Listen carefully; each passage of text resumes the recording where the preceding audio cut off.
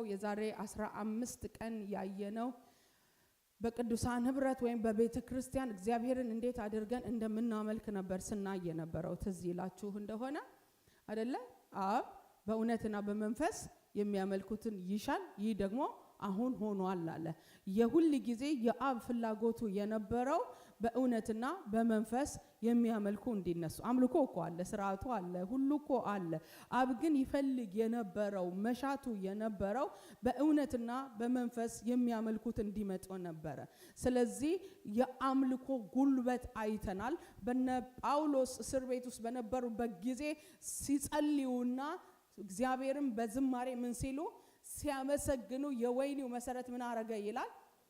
የሁሉ ስራት በሮች ሁሉ በእውነተኛ አምልኮ ውስጥ እስራት ይፈታል። ሲኔ እግዚአብሔርን አመልከዋለሁ በሉ። እኔ ደግሞ ለብዙዎች የነጻነት በር ሆናለሁ። አሜን ነው። እውነተኛ አምልኮ ውስጥ መንፈስ ቅዱስ አለ። እውነተኛ አምልኮ ውስጥ ፈውስ አለ። እውነተኛ አምልኮ ውስጥ በረከት አለ። እውነተኛ አምልኮ ውስጥ አምልኮ ምን እንደሆነ በደንብ አድርገን አይተናል። ዛሬ መጨምርላችሁ ትንሽ ባለፈው ሳምንት ያላነሳሁት በሁለተኛ ዜና ምዕራፍ 20 ላይ ኢዮሳፍጥ የመጣበትን ደብዳቤ ታውቃላችሁ። እንዳስቆምኳችሁ ይገባኛል። ያው ህዝቡ የቀኑ 3 ሩብ ያህል ቆሞ ይሰሙ ነበረ። መጽሐፉን አንዳንዱን ፕራክቲስ ማድረግ አለብን እና መጽሐፍ ሲናገር ደብዳቤውን ይዞ ወዴት ሄደ ይላል? ወደ እግዚአብሔር ቤት ሄደ። በእግዚአብሔር ፊት ምን አደረገው ይላል? ገለጠውና ተመልከተው። የአባቶቹ አምላክ እግዚአብሔር ከአብርሃም ጀምሮ የሰራውን ነገር ካሳየ በኋላ መጽሐፍ ሲናገር ወደ ህዝቡ ወጣና ምን አደረገው ይላል? ጌጠኛ ልብስ የለበሱትን ምሕረቱ ለዘላለም ነው የሚሉትን ከምኑ በፊት? ከሰራዊቱ በፊት አቀረበ ይላል። አያችሁ፣ አምልኮ ሲገባችሁ የመጣው ነገር ከሆነ በኋላ ከችግር በኋላ ከመልስ በኋላ እግዚአብሔር አይመሰገንም። ኦፍ ኮርስ እናመሰግነዋለን። ችግር ውስጥ እያለም ግን እንዘምራለን። ከዚህ በላይ አሜን ማለት ትችላላችሁ። ትዝ ይላችሁ አይደል? እግዚአብሔርን እንደዚህ አለው፣ የመጣብን ጦር ይሄ ነው፣ ምን ማድረግ እንደምንችል አናውቅም፣ አይኖቻችን ግን ወደ አንተ ናቸው። ሃሌሉያ! እግዚአብሔርን ካያችሁ በችግራችሁ ላይ መዘመር ትችላላችሁ። አይኖቻችሁ ችግራችሁ ላይ ካተኮረ ችግሩ ዝማሪያችሁን ይነጥቃችኋል፣ መከራው ይነጥቃል። ትዝ ይላችኋል አይደል? ከጽዮን የወጡ ሰዎች ሲናገሩ መሰንቋችን ምን አደረግን አሉ? ሰቀልን አሉ። ያሰቀላቸው ስደት ነው፣ ያሰቀላቸው መከራ ነው።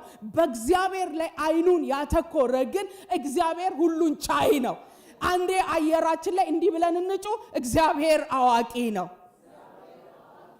ላልተመለሰው ነገራችሁ፣ ቤታችሁ ውስጥ ላለው ጥያቄ፣ በብዙ በእንዳለ በቤተሰብ በመናምን የምታልፉት ብዙ ነገር በህይወታችሁ ያለ ሰዎች ቅድም ይሄን ነበር እኔ ያወጭኩ ምናገር የነበረው። እግዚአብሔር ምንድነው? ከዚህ በላይ ማለት ትችላላችሁ? እኔ አልገባኝም። እኔ ሊሚትድ ነኝ። መንግስታት፣ ባለስልጣናት፣ ዶክተሮች፣ ሳይንቲስቶች ሁሉ ልክ አላቸው። ለእግዚአብሔር ልክ የለውም። እግዚአብሔር ምንድነው? በዚህ ዕውቀት ውስጥ እንገባና እንዘምራለን። ባይገባኝም ምን አደርጋለሁ? ዘምራለሁ። አልተመለሰልኝም። አዎ ችግር አለ። አዎ ጥያቄ አለ። አዎ በገና ግን ምን አላረግንም? አንሰቅል። ዝማሬ ወይም አምልኮ በአቋም ነው። መጽሐፍ ሲናገር ያንን ክፍል ሄዳችሁ ስታጠኑ ዘምረው ምን አደረጉ ነው ያለው? ልክ ሊዘምሩ ሲሉ ቆሙ አለ። ቆይ አለ። የይሁዳ ህዝቦች ሆይ ቆዩ አለ። በእግዚአብሔር እመኑ፣ ነገሩ ምን ይልላችኋል? ይከናወንላችኋል። በነቢያቱ እመኑ፣ ይጸናላችኋል አለ። አየ ነገር እኮ ገና አለ። ጦርነት አለ እኮ። ሰውየው መቅደስ ገብቶ ሲወጣ እግዚአብሔርን አይቶ ነው የወጣ። ኢየሱስ ጌታ ነው። ልባርካችሁ። የልብ አይናችሁ ዛሬ የተከፈተ ይሁን። እስከ ዛሬ አይታችሁ ከምታውቁት በላይ ማየት ይሁንላችሁ። ከችግራችሁ አልፋችሁ እግዚአብሔርን ማየት ይሁንላችሁ። ልክ አይቶ ሲመለስ ቪዥን ተቀብሎ መጣ፣ ራይ ተቀብሎ መጣ። ጌጠኛ ልብስ የለበሱ ደግሞ ትወጋላ አይደለ? ወየው ጠላት ጉዱ ፈላ የሚል ዝማሬ አይደለም። ምሕረቱ ለዘላለም ነውና፣ ቸር ነውና፣ ምሕረቱ ለዘላለም ነውና እግዚአብሔር ምን በሉ አመስግነው። መጽሐፍ ሲናገር ወደ ጦርነት ሄዱ አይሉ፣ አመስግነው ሄደው ምን አረጉ? ተኙ። መጽሐፍ ሲናገር ሲነጋ ልተንብይባችሁ ማታችሁ ላይ ዘምሩ ነጋችሁ የድል ይሆናል። ሲነሳ ሰው ያሟል። ጥበበኛ ሰው እኮ ነው። ሌላ ንጉስ እኮ ጦርነት ሄዶ ሊረዳ የሄደ ንጉስ እኮ ነው። ስትራቴጂ ያውቃል። መንፈሳዊ ዓለም በዚህ ጭንቅላት አይካሄድም፣ በመረዳት ነው የሚካሄደው። በመረዳት ሲገባ እግዚአብሔር ማን እንደሆነ ሲገባ የእግዚአብሔርን አጀንዳ ሲያውቀው መጽሐፍ ሲናገር ምን አደረገ ይላል? ዘምሩ አለ፣ አለበሰ። ከዛ ሲመለሱ እኛ እኮ አንድ ነገር የሆነ ስራ ቀን ከተቀነሰባችሁ ፊታችሁ እንደዚህ ብለው የምትመጡ ሰዎች ደህና ናችሁ? እግዚአብሔር እኮ በኮንዲሽን አይመለክም። እግዚአብሔር ነው። እስቲ ከኑሬ በላይ ነው በሉ። ከጥያቄ በላይ ነው። እውነት እግዚአብሔር በላይ ነው በቤታችሁ? እስቲ አውጁታ፣ ተናገሩታ። እግዚአብሔር ትልቅ ነው። እግዚአብሔር ትልቅ ነው። ሰሞኑን ስጸልይ ይሄ ነው ውስጤን ይሞላ የነበረ ከመታወቅ የሚያልፍ እግዚአብሔር። እስቲ ዘምራለሁ በሉ። ጠላት ግራ እስኪገባው ነው ምን ዘምረው፣ ምን አገኙ እስከሚል ነው ምን ዘምረው። በእኛ መዘመር የኛ ብቻ ሳይሆን የትውልድ ጥያቄ ይፈታል። የዘራችሁን የቀንበር ስብር ማድረግ አትፈልጉም? ይሄ ጸሎት ሳያልቅ ይሄ 21 ቀን ሳያልቅ እግዚአብሔር በቤታችሁ በህይወታችሁ ታምር እንዲያደርግ የምትፈልጉ እዘምራለሁ በሉ። ዘምራለሁ። ጥያቄው ያለ ዘምራለሁ። ያልተመለሰው ነገር ያለ ዘምራለሁ። ሲነጋ እኔና ነገር አንገናኝም። ሲነጋ ነገሩ ቀኑ ሲመጣ እኔና ችግር አይደለም እንገናኘው። ያጓራ ያ ኃይለኛ የሆነ ሰራዊት ኃይለኛ ሆኖ አልቀጠለም። መጽሐፍ ሲናገር ምን ሆነ ይላል? በድንን አገኙ ይላል። in the name of Jesus ጠላቶቻችሁ ከእግራችሁ በታች ወድቆ ታገኙታላችሁ። ያስጨነቃችሁ ወድቆ ታገኙታላችሁ። እንዴት እንደተፈታ አንዳንዱን ነገር ሳታውቁ ከእጃችሁ ላይ ይወድቃል። ከዚህ በላይ አሜን በሉ። እግዚአብሔር አዋቂ ነው። እግዚአብሔር አዋቂ ነው። በህልም መጥቶ ባይነግረኝም አዋቂ ነው። ቃሉ ባብራራልኝም አዋቂ ነው። ባይገባኝም አዋቂ ነው። የማልፍበት መንገድ ተገቢ ነው ባልልም አዋቂ ነው። አዋቂ ነው። ከኔ ተሰውሯል ማለት ከእግዚአብሔር አልተሰወረም። ስለዚህ እዘምራለሁ። የተሻለ ነገር ከፊታችን አለ። ዛሬ ደግሞ ወደ ኤፌሶን እንመጣለን። ኤፌሶን ምዕራፍ 2 ከቁጥር 19 እስከ 22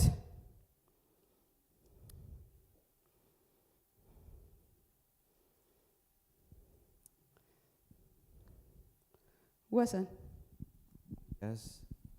ከእንግዲህ ወዲህ ከቅዱሳን ጋር ባላገሮችና የእግዚአብሔር ቤተሰቦች ናችሁ እንጂ እንግዶችና መጻተኞች አይደላችሁም።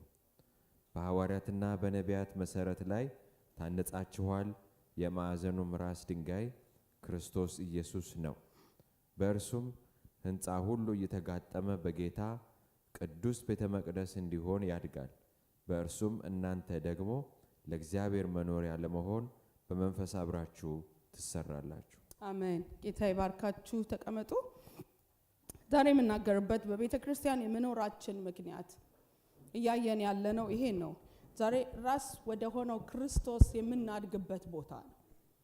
ሰዎች ለብቻቸው ሲሆኑ በጣም መልካም ሰዎች፣ ምንም ችግር የሌለባቸው፣ ባህሪያቸው የማይቆረቆር በቃ ማለት ብቻቸውን ሲሆኑ በጣም መልካም ሰው ነው ልትሉ ትችላላችሁ።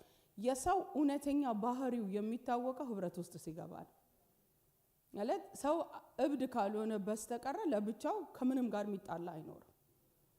እውነት እሺ እንዴ አለ እንዴ?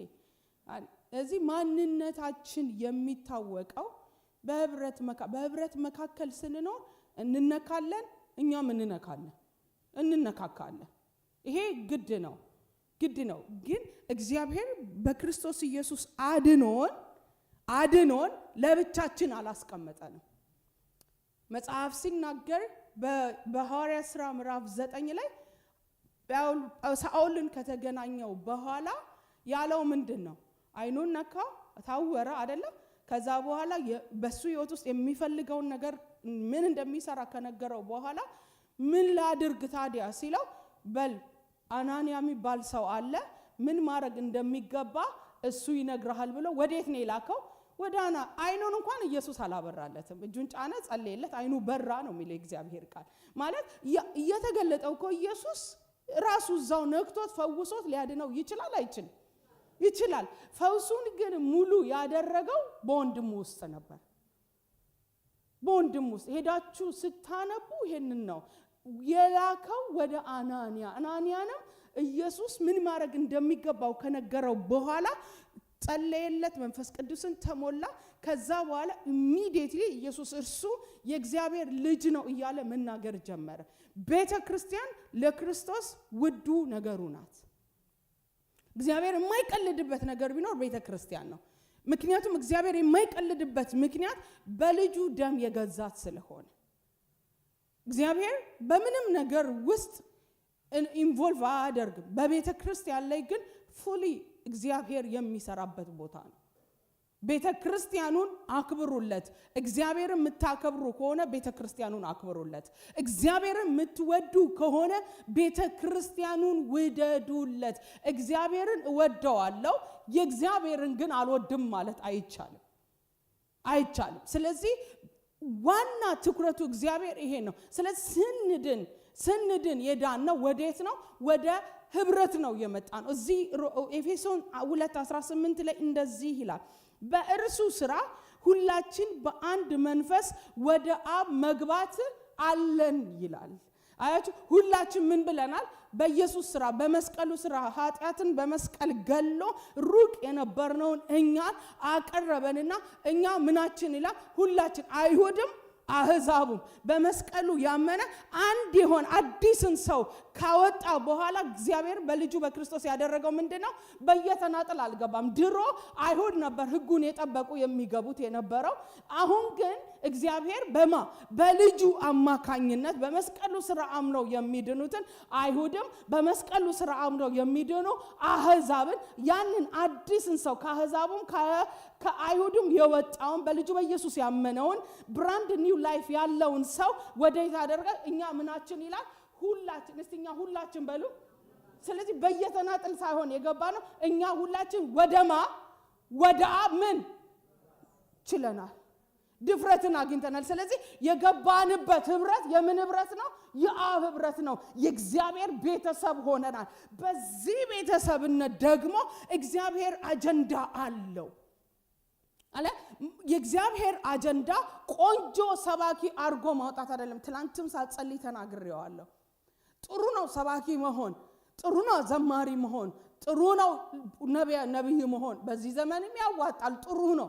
የእግዚአብሔር አጀንዳ ግን ነብይ መሆንነት አይደለም። የእግዚአብሔር አጀንዳ ወደ ልጁ ወደ ኢየሱስ እንድናድግ ነው። አሜን ነው። ስለዚህ እዚህ ጋር ሲናገር ምን ይላል? እንግዲያስ ከእንግዲህ ወዲህ ከቅዱሳን ጋራ ባላገሮችና የእግዚአብሔር ቤተሰቦች ናችሁ። ባላገሮች ማለት ምን ማለት ነው? ከቅዱሳን ጋር አገር ያላችሁ። አሜን ነው። አገር በሰማይ አለ።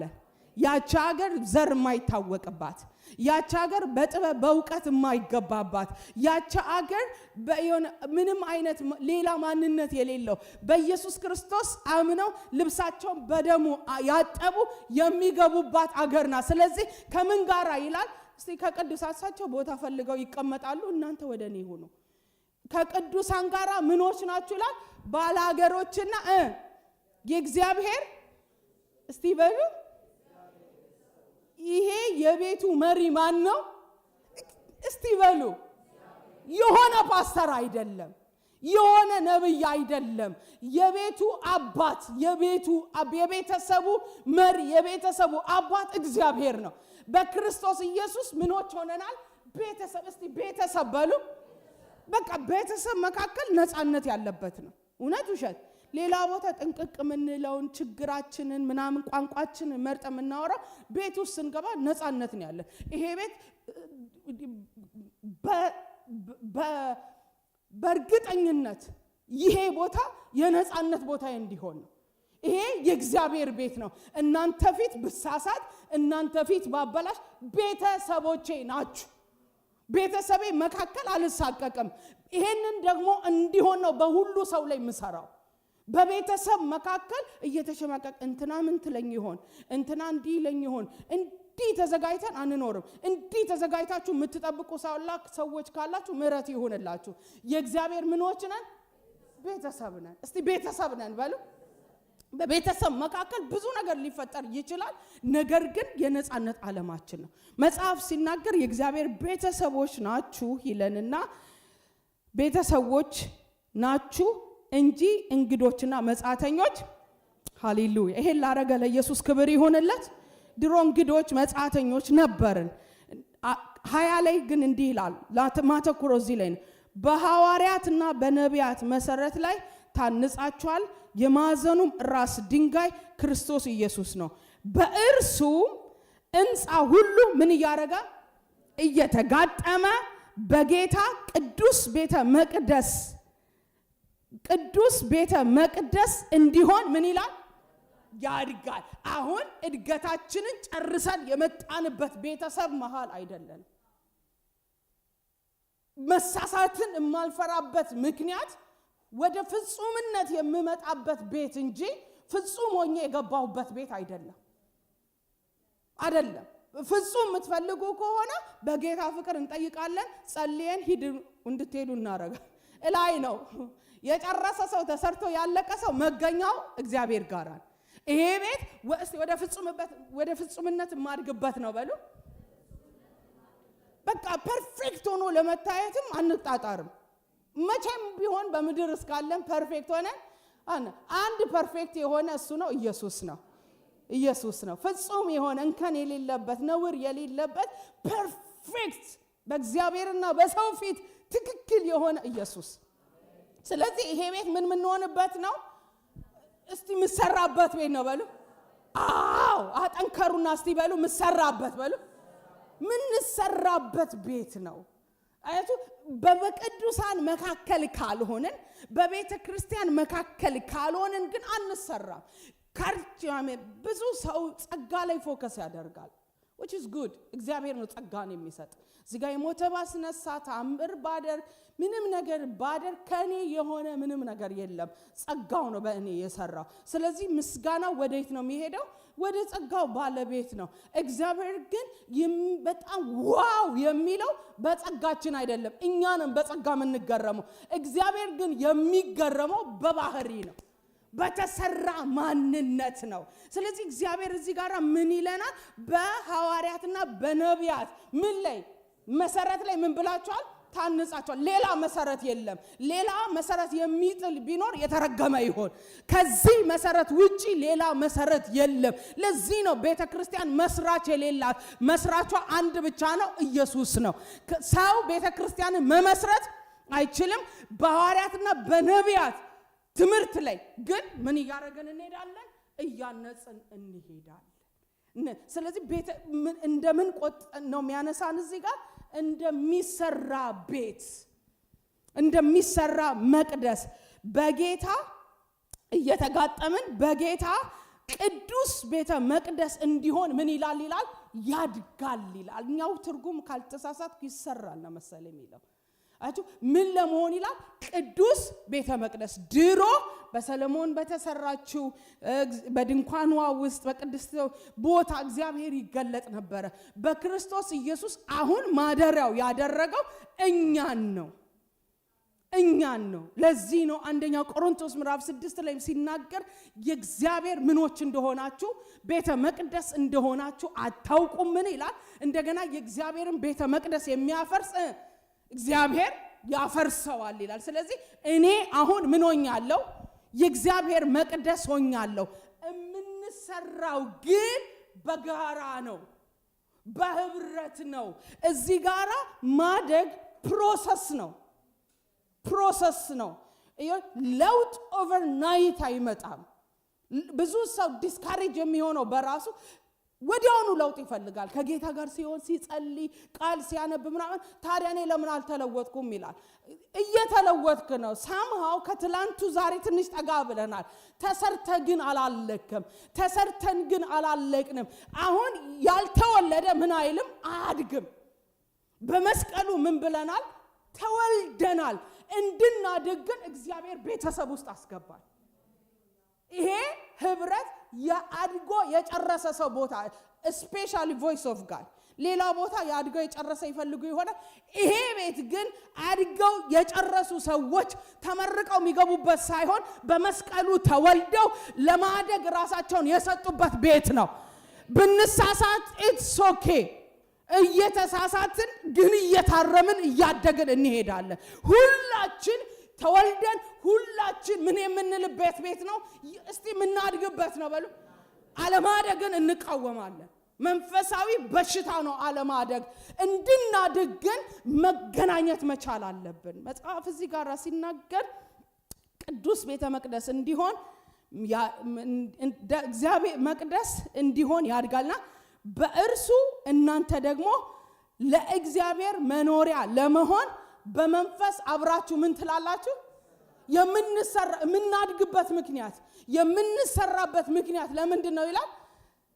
ለእርሱ እስቲ በሉ ምን ለመሆን ትሆን? የእግዚአብሔር መኖሪያ እንድትሆኑ ምን ትላላችሁ? ትሰራላችሁ። እዚህ ከዚህ በፊት ተናግሬዋለሁ። ያልተጨረሰ ቤት ሀገር ቤት የሚያውቅ ተጀምሮ ያላለቀ በር መስኮቱ ምናምን ውስጡ የለ ሰፈሩ ያለ ዱርዬ ሁሉ የሚያቀመው የሚያጨሰው የሚዘርፈው እዛ ነው የሚቀመጠው። እውነት ውሸት እናንተ አታውቁ። እንደዛ ነው። ቤት የወንበዴ መሰብሰቢያ ነው የሚሆነው። ስለዚህ በጨለማ ሰው በዛ በኩል ማለፍ ሁሉ ይፈራል። ተሰርቶ ያላለቀ ወይም ለመሰራት ራሱን ያልሰጠ ሰው የወንበዴ ዋሻ ነው የሚሆነው። እግዚአብሔር ደግሞ ለመሰራት ፈቃደኛ ያልሆኑ ሰዎች ህይወት ውስጥ መኖር አይፈልግም። ምን ማለት ነው? የእግዚአብሔርን ሐሳብ ሪጀክት ያደረጉ ማለት ነው።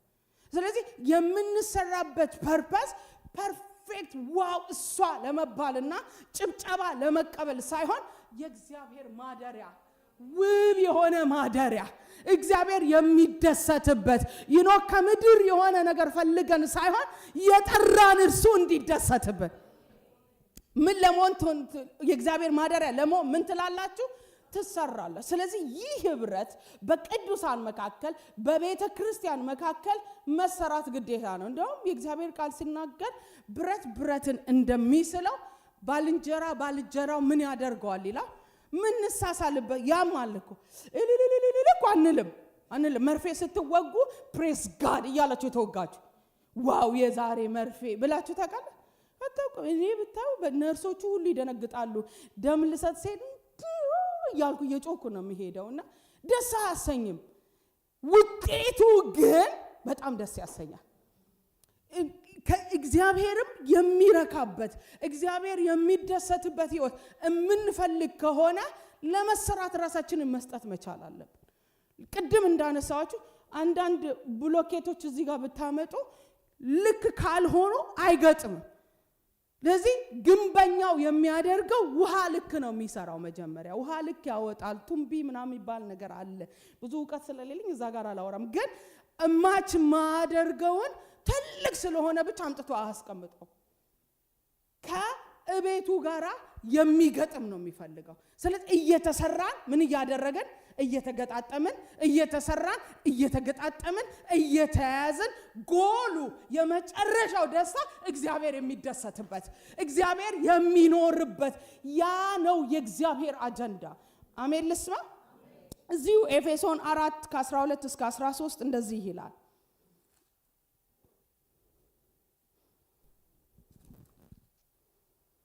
ፊተኞች ኑሯችሁ እያሰባችሁ እንደሚያታልል ምኞት ምዕራፍ 4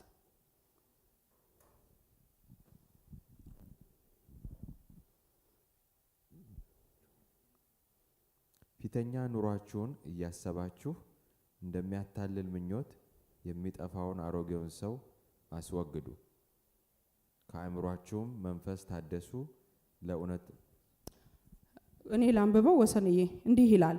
እንደ ስህተት ሽንገላ ባለ ተንኮል ሰዎችን በማታለል ምክንያት በትምህርት ነፋስ ሁሉ እየተፍገመገምን ወዲህና ወዲያ እየተንሳፈፍን ሕፃናት መሆን ወደፊት አይገባንም።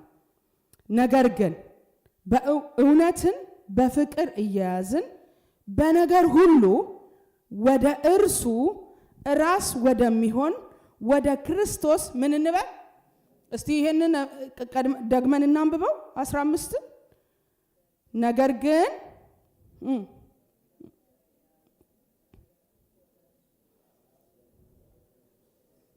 ሃሌሉያ ኢየሱስ ጌታ ነው። ነገር ግን እውነትን በምን በፍቅር ስንሰራራ እውነትን ብቻ አንመርጥም። እውነት መራራ ናት። በቃ አንዳንድ ሰው እኔ ቀጥ ያልኩ ነኝ ፊት ለፊት ነኝ። ማይ ፍሬንድ እግዚአብሔር እውነትን ብቻ አልመረጠም። እውነትና ምህረት ተዋዶ ነው ያቆመን። እግዚአብሔር እውነትን ብቻ ቢወስድ ኖሮ በእግዚአብሔር ፊት የሚቆም አንድ ሰው የለም። ምሮን እንጂ መርምሮን አይደለም። ምህረትና እውነት ምን ብለው ተዋድ። ለዚህ ዳዊት ሲናገር ምህረት ከህይወት በህይወት ያኖረን ችሎታችን አይደለም፣ በህይወት ያኖረን ብቃታችን አይደለም፣ ምሮን ነው። ምሮ እስቲ ተምሬ ነው የሚል አለ። እዚህ ቤት ተምረን ነው የመጣ ነው እንጂ ተመርምረን ፐርፌክት ሆነን አልመጣንም። በምህረት ሰው ሆነናል፣ በምህረት ልጅ ሆነናል፣ በምህረት አገልጋይ ሆነናል፣ በምህረት ባል ሆነሃል፣ በምህረት ሚስት ሆነሻል። በምህረት እስቲ ምህረቱ ነው በሉ። እውቅና እንስጠው። ምህረቱ በህይወታችን ላደረገው አንዳንድ ሰው የዳነበትን ፈጽሞ ይረሳና ህጉን ጠብቆ በነገራችን 10ቱ ህግ እያልን በልማድ ነው እንጂ 10ቱ ህግ አይደለም 600 ምናምን ነው ህጉ። መፈጸም ያለብህ ህጉ የምትኖር ከሆነ 10ሩን ብቻ ሳይሆን 613 ምናምን ነው። ያንን መፈጸም ግዴታ ነው። ማንም ከስጋ የተወለደ መፈጸም ስለማይችል ኢየሱስ በስጋ መልክ መጥቶ እሱ ፈጸመልን። ፈጽሞ ምን አደረገልን? ሞተልንና ህጉን በምን አደረገው? ፈጽሞ እኛን በምህረት በር የሆነልን ኢየሱስ። በችሎታዬ አልገባሁም፣ በችሎታዬ እግዚአብሔር ጋር አልደረስኩም፣ በኢየሱስ እግዚአብሔር ጋር ቀረብ። አሜን ልስማ እስቲ ተምሬ ነው በሉ። ስለዚህ እዚህ ቤት ምህረት መባባል ግዴታ ነው። በኮንዲሽን አንኖርም። እንዲህ ኮን እንዲህ የምንልበት አይደለም። እግዚአብሔር አሁንም በምህረቱ ነው ያስቀጠለን። የዳነው በምህረት ነው። አሁንም እየኖርን ያለነው በምህረት ነው። ምንም ማይክሮ ሰከንድ ይበቃል ከእግዚአብሔር ህልውና ለመውጣት። ማይክሮ ሰከንድ። ይሄ ጭንቅላት ይሄ ስጋ እግዚአብሔር ይገስጸው። ጳውሎስ እኮ ለሞት ከተሰጠ ከዚህ ስጋ የሚለየኝ ማን ነው ያለው? ምሮን ነው። ስለዚህ ስንሰራራ እውነትን ብቻ ምንይዝ ከሆነ አደጋ አለ። እግዚአብሔር ደግሞ እውነተኛ ዳኛ ነው። ምህረትን ብቻ አይደለም የመረጠው። እውነተኛ ዳኛ ስለሆነ እውነትን ዲናይ ካደረገ እግዚአብሔር ማንነቱ አይፈቅድም። እግዚአብሔር በጽድቅ ነው የሚበይነው። ኃጢአትን ችላ ብሎ ሳይሆን ኃጢአትን የሚፈጽምበት ልጁን አመጣ። እውነትና ምህረት ነው አብረው የሄዱት። ኃጢአትን እግዚአብሔር አልናቀም። ኃጢአትን እግዚአብሔር ኢግኖር አላደረገም። እውነት ሁሉ ጊዜ ማንነቱ ነው። ጽድቅና እውነት የዙፋኑ መሰረት ናቸው። አሜን ልስማ። ስለዚህ እግዚአብሔር እውነተኛ ፈራጅ ነው ስንል ኃጢአትን በልጁ ምን ብሎታል? ኮንኖታል። ስለዚህ እግዚአብሔር አዋሃደና ኃጢአታቸውን ከእንግዲህ ምን አላረግም አለ አላስብ። እግዚአብሔርን ሳስብ እንዴት ደስ ይለኛል። ብዙ ሰው እኮ ይዘረዝራል። እስቲል የሚዘረዝሩ አሉ። ይዘርዝሩ። እኔ ወረቀት ሞልቶ ምድር ሁሉ ወረቀት ቢሆን አይ ዶንት ኬር። በክርስቶስ ኢየሱስ ኃጢአቴን ድጋሚ አያስብ። እስቲ ድጋሚ በሉ። አእምሯችሁ ነው አለቅ ያለ፣ ጎናችሁ ያለ ሰው ነው አለቅ ያለ እንጂ እግዚአብሔር ኃጢአታቸውን ደግሜ ነው ያለው አላሰበም። በምህረት ገባ። እንዲህ ብለን እየተለማመጠን አይደለም፣ ቀና ብለን በኢየሱስ ምን አለን ነው የሚለው ድፍረት። ወደ አብ የመቅረብ ምን አላችሁ አለ። ቴንክ ዩ ጂሰስ። ክብር ይሁንለት። ምንሸሸው ሰው የለንም፣ ምንቸማቀቀው ሰው የለንም። ምን አገባኝ እኔ። ሰውየው አእምሮን በእኔ ኃጢአት አቆሸሸ እንጂ እኔ ረስቼዋለሁ። በኢየሱስ አዲስ ሕይወት ተሰጥቶኛል። ስለዚህ እግዚአብሔር እውነትንና ምንን የያዘው ምህረት። የምትሰሩት አለ እግዚአብሔር። ስትሰሩ ምንን ይዛችሁ ነው የሚለው? አንዳችሁን ለመስራት ስትሄዱ እግዚአብሔር እናንተ ሊሰራችሁ ሲያመጣችሁ በወንድማችሁ ነው የሚሰራው። ደስ አይልም? በጣም ያማል ግን ደስ ይላል። እግዚአብሔር ለዓላማው ደግሞ ጨካኝ አምላክ። ለዚህ መጽሐፍ ሲናገር ምንን ይዛችሁ ይላል? እውነትን በፍቅር። አይ በፍቅር ሲሆን እኮ ደስ ይላል እንዲያሻሻችሁ። እዚህ ጋር ግን ቆሻሻ አለ ተራ።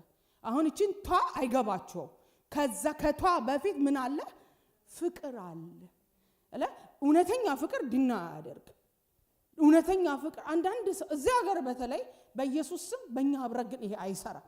በቃ ያየነው በወንድማችን በእህታችን ያየነውን ነገር ድና እናደርገውም አናልፈውም። ግን አገላለጻችን ከቤት የሚያባርር መሆን የለበት።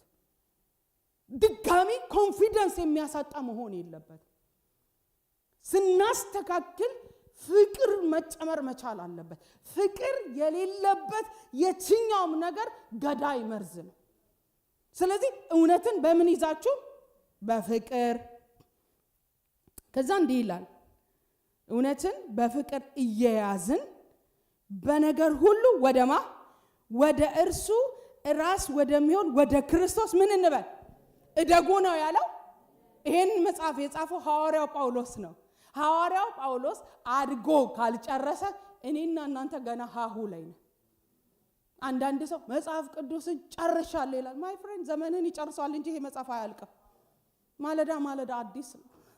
እግዚአብሔር አዲስ ነው። ስለዚህ ይዘን ወደ ፓስተርነት ምን እንበል? እንደግ። ወደ አገልግሎት እንደግ። ወደ ነብይነት አይደለም የሚለው ወደማ ራስ ወደሚሆን ወደ ክርስቶስ። ባለፈው ምን ብለናል? የቤተ ክርስቲያን ራስ ማን ነው ብለናል? ክርስቶስ ነው። ቤተ ክርስቲያን ውስጥ ሆነን አንዳንድ ሰው ጸሎቱ ሁሉ ሳምበዲን ነው መሪውን ነው የሚመስለው፣ ንግግሩ መሪውን ነው የሚመስለው። እንወራረሳለን፣ አብሮ በመኖር እንወራረሳለን። ምንም አይደለም። ግን ራሳቸውን የሚያለማምዱት ሳምበዲን ለመምሰል። ሰውየው ሲጸልይ ብሎ የሚጸልይ ከሆነ እንዲህ ተገታትሮ ይጸልይ። ማይአረም እንዲህ መገታተር አያስፈልግም። እግዚአብሔር ይሰማናል በቀላሉ። ወደ ሆነ ሰውዬ እደጉ አልተባልንም። የተባለው ወደ ምን ነው የሚለው? ራስ ወደሚሆን ወደማ። ስለዚህ የህይወት ጥሪያችን ምንድነው? ወደ ኢየሱስ ማደግ። ኢየሱስን ትሆናላችሁ ግን እያለ አይደለም። አደገኛ ትምህርት በዚህ ውስጥ ያለው ይሄን ነው። አድገን ማንን? ኢየሱስ። ኔቨር መቼም ቢሆን ኢየሱስን መሆን አንችልም። እንደ ኢየሱስ የኢየሱስ መልክ፣ የኢየሱስ ባህሪ፣ የኢየሱስ ልብን ግን እንይዛለን። አሜን ነው። ስለዚህ የህይወት ጥሪያችን የምንሰራበት ፐርፐዛችን ምንድነው ሲል ራስ ወደሚሆን ወደ ክርስቶስ ምን እንድትሉ እስቲ እንድታድጉ በሉ። የተወለደ ልጅ ማደግ ኖርማል ኔቸር ነው አይደል? ትላንት ያየነው ኢዮቤድ እያየነው የተረገዘው ከዛ ተወለደ። እያቀፍ ነው ሕፃን ሆኖ እያያዝ ነው ምን እያደረገ ይሄው አሁን ሲያከልል ሲሮጥ እናየዋለን። ይሄ የመሮጡ ሚስጥሩ የምኑ ነው? እስቲ በሉ እድገት ነው። እድገት የሚያድግ ልጅ አድጋለሁ አይልም። እስቲ እየተነሱ እነዚህ ልጆች አደግኩ 10 ሴንቲ ጨመርኩ ብለውናል አላሉ። መናገር አያስፈልገንም። መንፈሳዊ እድገት አካል አለው፣ መልክ አለው። እያደግን እንደሆነ ይቅር ስንባባል እናውቃለን።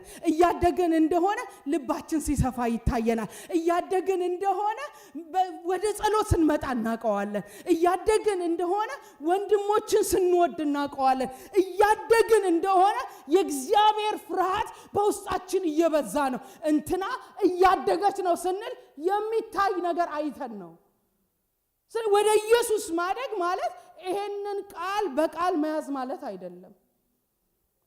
ለመከራከር ውጭ ያሉ ሰዎች ከኛ በላይ ይችሉታል። ይቻገርማችሁ። ወደ ራስ ወደሚሆን ምን እንበል እስቲ እንደግ።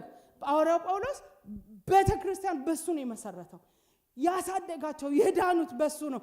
ግን ራሱን እዚህ ውስጥ አስገባና አብረን ምኖች ነን? የእግዚአብሔር ቤተሰብ ነን። አብረን ደግሞ የህይወት ጥሪያችን ሐዋርያ ነው። አዎ ኢየሱስን ያየ ዲፌንድ ራሱን ሲያደርግ ቆሮንቶስ ላይ እናገኘዋለን። እዚህ ጋር ሲናገር ምን ይላል? ሁላችን ሃሌሉያ ራስ ወደሚሆን ወደ ክርስቶስ ምን እንበል? እግዚአብሔር በኢየሱስ ክርስቶስ የእድገትን መንፈስ ይላክልን። አንዳንድ ችግሮቻችን የሚለቁን በማደግ ነው። እንደው ኢሳይያስ ላይ አንድ ትክክል ያልሆነ አባባል ቀንበሩ በወፈረ ጊዜ ይሰበራል ይላል መጽሐፍ። ቀንበሩ እየበዛ እየወፈረ ሲሄድ ቋ ብሎ ራሱ ነው የሚሰበር ከውፍረቱ የተነሳ ማለት ከችግሩ ራሱ ያደገ ይሰበራል ነው መጽሐፉ የሚለው። የመሰበሩ ሚስጥር እያደገ መምጣቱ ነው፣ እየጨመረ መምጣቱ ነው። ልክ መንፈሳዊ ዓለምም ትላንት የጣለን ልጅ ሆነን ያሸነፈን ኃጢአት የሆነ ዓመት ላይ እንስቅበታለን። እንዴት ነው በዚህ የወደኩት እንላለን። እዚህ ጋር ያደረሰን ነገር ሌላ ሳይሆን እድገት ነው። እድገት አንዳንድ መልሳችሁ ያለው በእናንተ ለውጥ ውስጥ ነው። አሜን ልስማ። ጥሪያችን ወዴት ነው?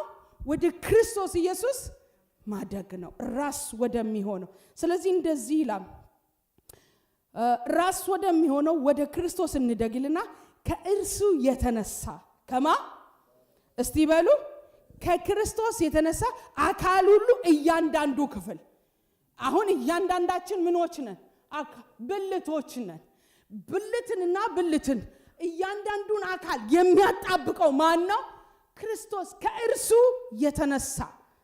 ከእርሱም የተነሳ አካል ሁሉ እያንዳንዱ ክፍል በልክ እንደሚሰራ። ሃሌሉያ ዋው! እያንዳንዱ ክፍል በልክ እንደሚሰራ በተሰጠለት በጅማት ሁሉ ምን እያደረገ እየተጋጠመና እየተያያዘ ራሱን በፍቅር ለማነት አካሉ ምን ይላል? ኢየሱስ መካከለችን ነው። በእርሱ ምክንያት ነው አሁን የተቀራረብ ነው። እየተጠጋጋን እየተያያዝን የምንሄድበት ማን ነው? ኢየሱስ። በጣም አንዳንድ ሰዎች ይገርሙኛል። በጣም በህይወትሽ የሚገርምሽ ምንድነው? ከክርስቲያን ከሆኑት ጋር ከማሳልፍ እዛ ያሉ ጨዋሉ ይሻሉኛል። እውነት ነው። አትነካኪም፣ ተከባብረሽ ምናምን ትኖሪያለሽ። እድገት ግን የለም። ያ ህብረት ወደ ኢየሱስ አያሳድግሽ። ብፌው አሪፍ ሊሆን ይችላል፣ ምግቡ የተሻለ ሊሆን ይችላል። ራስ የሆነው ክርስቶስ ስፍራም የለውም እዛ ቦታ። ስለዚህ ወደዛ ሳይሆን መሮጥ ያለብን እያንዳንዳችን አካል ሁሉ ምን እያረገ እስቲ እየተገጣጠመ በሉ። ስለዚህ ተለይቶ የወጣ አካል ራስ ወደ መሆን ወደ ኢየሱስ የማደግ ሚስጥሩ ከባድ ነው። በጣም አደገኛ ነገር ነው። ፕሪንሲፕል ነው። ይውላችሁ መንፈሳዊ ዓለም ሁሉ ጊዜ የፕሪንሲፕል ዓለም ነው። እግዚአብሔር በምስጋና ድል ሰጣቸዋለሁ ካለ አይደል? መጽሐፍ ሲናገር መዝሙር ላይ ሲናገር ምስጋና የሚሰዋልኝ እርሱ ያከብረኝ ማዳኔንም የማሳይበት መንገድ። ስለዚህ በምስጋና ውስጥ እግዚአብሔር የሚያሳይ ምን አለ? ኢትስ አ ፕሪንሲፕል። አመስግኑ፣ አምልኩኝ፣ እኔ ደግሞ በሽታን ከመካከል ምን ላደርገው? ኢትስ አ ፕሪንሲፕል። ደግሞ አንኳኩ፣ ምን ያደርግላችኋል? በጸሎት ደግሞ የሚመለስ መልስ አለ። እኛ በወደድነው መንገድ እግዚአብሔር ወደ ቤታችን አይመጣም። በጣም ይህን ትምህርት እያሰብኩኝ እየተዘጋጀሁኝ የገባኝ ነገር ቢኖር ምንድነው? መመሪያ ያላቸው ክርስቲያኖች ግን ከመመሪያ ውጭ የምንኖር ክርስቲያኖች ነን። አይገርምም? ምንኖርበት የህይወት ፕሪንሲፕል ተሰጥቶናል። እንደዚህ ነው የምትኖሩት። ቤታችንን የምንመራበት፣ ልጆቻችንን የምናሳድግበት፣ ትዳራችንን የምንይዝበት፣ ስራ ቦታችን ላይ ኢቭን ካለቆችና ከኛ ጋራ ያለን ህብረት እያንዳንዱ በዚህ መጽሐፍ ማኑዋሉ የህይወት ማኑዋላችን ተሰጥቶናል። እንዴት እንደምንኖር ይዘነዋል፣ ግን አንኖርበት። እግዚአብሔር ወደ ቃሉ ይመልሰን። ወደ አሜን በሉ። እንደ ቅድሙ ከዚህ በላይ አሜን በሉ። እግዚአብሔር የሥርዓት አምላክ ነው። ይሄንን ቃል ይሄን ፕሪንሲፕል ትተህ ቀንበር የሚሰብር ቅባት ብትገዛ በቤት ላይ ሌላ ቀንበር። በመጀመሪያ ነገር ቅባት የሚሰብር ቅባት የለም። ቀንበር ሁሉ የሚሰበረው በኢየሱስ ነው። ከኢየሱስ የሚበልጥ ስም ምን አለ? ከፈለጋችሁ እንጀምር እንዴ 10 ብር። ስለዚህ ምን ትሆናላችሁ ነው ያለን? እየተገጣጠማችሁ። እስቲ እየተገጣጠምን በሉ። እስቲ ድገሙና ተራርቀን ምን አንሆንም ማለት ነው? አንሰራም። እግዚአብሔር ምን የሚልበት ቤት? የሚኖርበት ቤት። እየተገጣጠምን ላናድያችሁ እችላለሁ። ምክንያቱም ተሰርቼ ያላለኩ ሰው ነኝ። ለምን ትናደዱብኛላችሁ? ስትም እቺ ድካም አላት ግን ጌታ ይርዳት ብላችሁ ተንበርከኩልኝ። እኔ ሰው ነኝ አይደለ? ሁላችን ሰዎች ነን። እናንተ እንደሚደክማችሁ ይደክመናል አገልጋዮች፣ እናንተ እንደምትስቱ እንስታለን። ምህረቱ ሸፍኖን እንጂ ጸጋው ከጋርዶን እንጂ። ስለዚህ አብረን ስንሆን ግን ምን እናደርጋለን? እስቲ እንገጣጠማለን በሉ። የሆነ ፒክቸር ይምጣላችሁ። አንድ ቤት የሚሰራ ቤት ብሎኬቱ እዛ ጋራ፣ አሸዋው እዛ ጋራ፣ ቀለሙ እዛ ጋራ፣ ሁሉ ነገር አለ። ቤቱን ቤት ያደረገው ጡቡ ብቻ አይደለም። ቤቱን ቤት ያደረገው ሚስማሩ ብቻ አይደለም። በጅማት ነው እየተያያዘ ሃሌሉያ እያገጣጠመ እኛ ያላየነውን ፒክቸር አለ ኢንጂነሩ ውስጥ ምንድነው ይሄ ምንድነው መሐንዲሱ ውስጥ ያለ ፒክቸር አለና ይሄ ቤት ደረጃ እንዲያለው በዚህ በኩል ይወጣል፣ ወሽሩሙ እዛ ጋር አይገባም። እናንተ ከገባችሁ ይግባችሁ፣ እኔ አላቅም፣ ግን ሲያብራሩልኝ ምንም አይታየኝ፣ የሆነ ስዕል ይታየኛል። ሰውየው ውስጥ ግን ብሉ ፕሪንቱ አለ። ስለዚህ ያንን ምስል ወደ ምድር የሚያመጣበት ማቴሪያሎች አሉት። ስለዚህ እያንዳንዱ ምን ያደርጋቸዋል? እስቲ ያገጣጥማቸዋል በል። ልክ ተሰርቶ ሲያልቅ ምን እንላለን? ዋው ዋው! እግዚአብሔር አሁን የሚደነቅበት ቤት በኢየሱስ ደም የጀመረው አንተንና እኔን ምን እያደረገን ነው? አሁን እስቲ ያገጣጠመን በሉ። ውበታችን ያለው በህብረታችን ውስጥ ነው። መሰራታችን ያለው በህብረታችን ውስጥ ነው። በአንድ ጠላት ለምንድን ነው ህብረት የሚጠላው? ጠላት ለምንድን ነው በአንድ ላይ እንድንኖር የማይፈልገው? ምክንያቱን ያውቀዋል። የእግዚአብሔር አጀንዳ በህዝቡ ህይወት ውስጥ የሚፈጸመው በህብረት እንደሆነ ነው። በህብረት ለዛ ይበታትናል። እዚህ በተለይ ያለ ኖርዝ አሜሪካ ያለ መንፈስ የተሰበረ ይሁን። ጮክ በሉና አሜን በሉ። ስለዚህ መጽሐፍ ሲናገር ራሱ በፍቅር ለማነጽ አካሉን ምን ያስደርጋል ይላል? አካሉን ያሳድጋል ይላል። ክብር ለኢየሱስ ይሁን። ኢየሱስ የሌለበት ህብረት እኛም የለንም። የማይጠቅመን የማንሰራበት ስለሆነ ነው። አንደኛ ጴጥሮስ ባለፈው አጥንተናል። ምዕራፍ 2 ቁጥር 5 ላይ እንዲህ ይላል። አንደኛ ጴጥሮስ ምዕራፍ 2 ቁጥር 5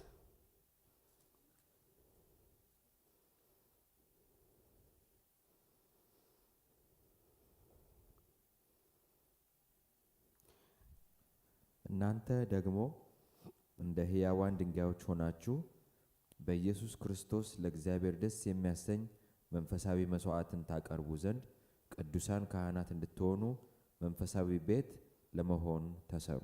አሜን። እነማ እናንተ ደግሞ እንደ ሕያዋን ምኖች ሆናችሁ በማ በኢየሱስ ክርስቶስ። መሳሪያው ማን ነው? እስቲ ኢየሱስ በሉ። ኢየሱስ ከሌለ አትሰራም።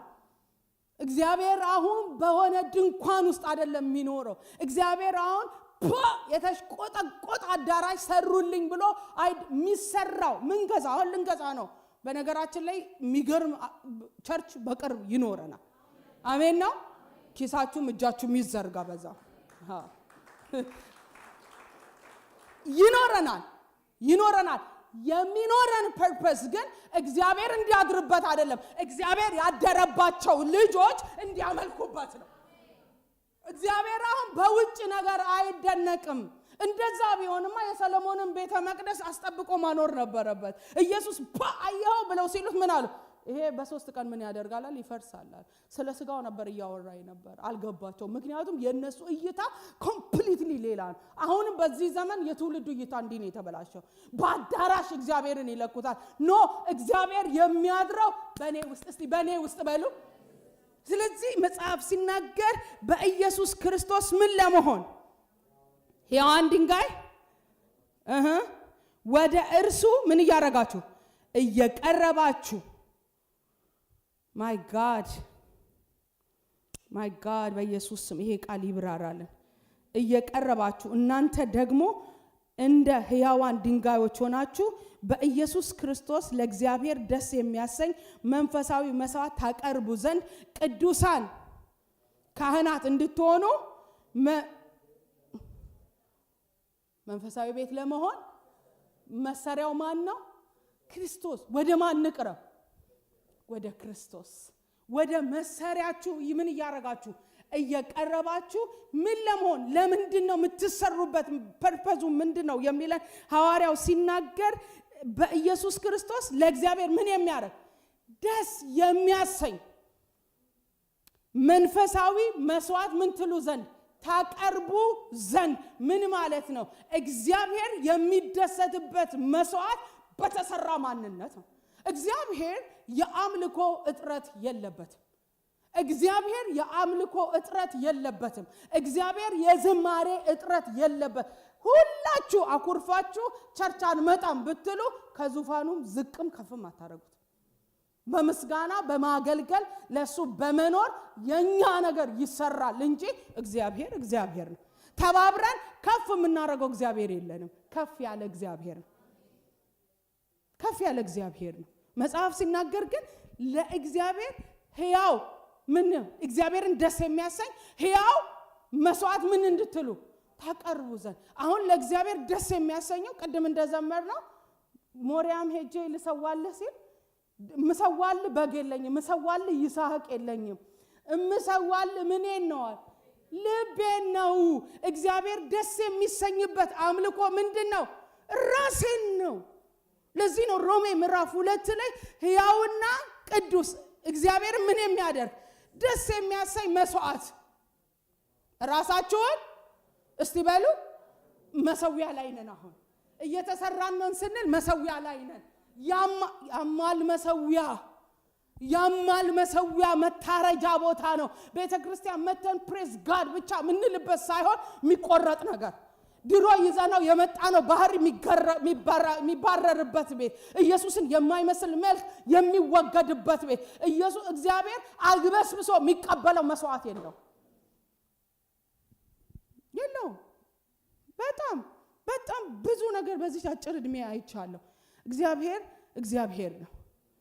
እግዚአብሔር አሜን ልስማ እስቲ። እግዚአብሔር የማመልከው በሉ ሁሉ የተረፈው ነው።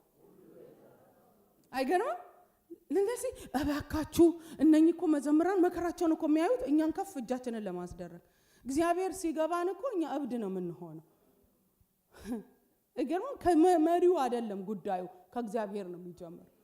ከበገናው አይደለም፣ ከልብሱ አይደለም፣ ማንነቱ ሲገባ የምንሰራበት ምክንያታችን እግዚአብሔርን ደስ የሚያሰኝ ቅዱስና ሕያው መስዋዕት ምን እንድንል እናቀርብለት በሉ። ሕያው ቤት ለመሆን ምን አድርጉ ነው ያለው? እስቲ በሉ ተሰሩን ጮክ በሉልኛ። እንሰራ ደስ አይልም? ምን ዋጋ አለው? በእነንትና ተደንቀን እግዚአብሔር የማይቀበለው አምልኮ፣ እግዚአብሔር የማይደሰትበት ህይወት ማለት ፌም ሆነን እድሉን እንኳን ብናገኝ ሰዎች የሚያደንቁን አይነት ማንነት ቢኖረን ለእግዚአብሔር የሚሆን ህይወት ከሌለን ግን ምን ትርፋለው? እንደኛ የከሰረ እንደኛ ባዶ የሆነ ሰው ማን አለ?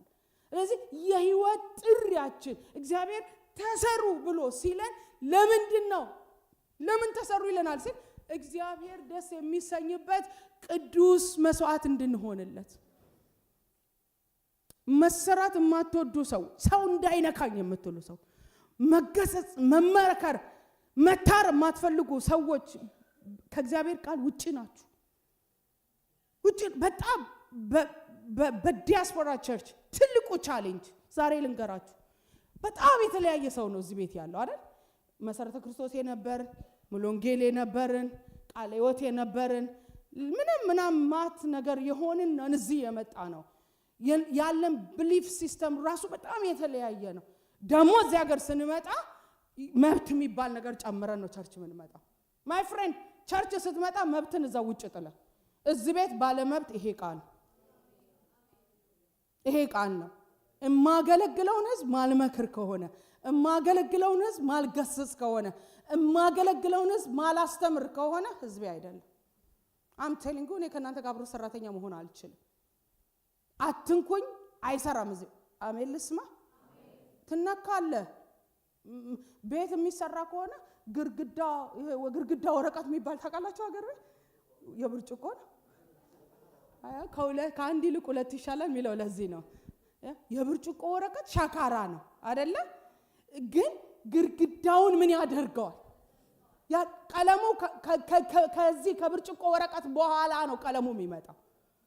ከለሰለሰ በኋላ ስሙዝ ሲሆን አሁን ቀለም ቀቢው ሳይቸገር አንደኛው ግንበኛ ነው፣ አንደኛው አናጺ ነው፣ አንደኛው ቀለም ቀቢ ነው። እዚህ ቤት ያለው በተሰጠው መሳሪያ ምን ያደርጋል? ይሰራል። አስቴርን ውብ ያደረጋት እነዛ አሽዎቿ ናቸው። በቅባት 6 ወር በከርቤ 6 ወር በሽቱ 6 ወር በምናምን ታሽታ ስትወጣ እያለች የመጣች ምንም አልተናገረች። አቤት መታሸት! ሰሞኑን በጣም አሞኝ ነበርና አሺ ቤት ሄጄ ነበር፣ ማሳጅ ቤት። ሴትዮዋ ስታሽ እንዲህ ነው የምታሸው። ኦ ማይ ጋድ! ትልቅ ስለሆንኩኝ ያው እድሜ ኮንትሮል እንዳደርግ አደረገኝ እንጂ ባለቅስ ደስ ይለኝ ነበር። ይሄው አሁን ጤነኛ ሆንኩ። ስታሸኝ እኮ አሞኛል። በዛ ህመም ውስጥ ግን አብሮኝ የቆመ ህመም ተወገደ ከኔ ላይ። እግዚአብሔር ቤት ትታሻለህ። አሜን ልስማ። እንደዛ ነው። እዚህ አልታሽም ካላችሁ ደግሞ ባይሽ እየጠረበ ይቅርባችሁ። እዛ የዛኛው አደገኛ ነው። በፍቅር እዚህ እንታሽ እስቲ። አሜን። አይሻልም? ይሻለናል። ይሄ የምንተሻሽበት ቤት ነው። በቅባት በዛይት ደግሞ እግዚአብሔር አሺ ሲሰጣችሁ እጃቸው ጥንካሬ። ሴትዮዋን እኮ በኪሎ ነው ይበልጣታል ያሸችኝ ሴትዮ። በጣም ተገረምኩ እኮ ማርትዬ። ሄጄ ሰዓት እቺ ሴትዮ ነው ታምታሻኝ ብዬ ኢትስ ኦኬ ብዬ ገባሁ። ለካ ትምህርት አላት። ትምህርቷ ደና አርጎ እንዴት አንዳንድ የተማሩ ሰዎች አሉ ያሻቸዋል። ጌታ ይባርካቸው። አሽተው መልክ ለሰጡን በእውነት ጌታ ይባርካቸው። የታሻችሁ እስቲ እዚህ ቤት ከዚህ በፊት በሆኑ ፓስተሮች በሆኑ አገልጋዮች በአቤት ይሄ አውጡ ግዴ እኔ ይሄው ካናዳ መጥቼ በስርዓት እንዳገለግል አደረጉኝ። ጌታ ይባርካቸው። አሺዎቻችን እግዚአብሔር በእውነት ቀን ያውጣላቸው። ቀን አወጡልን።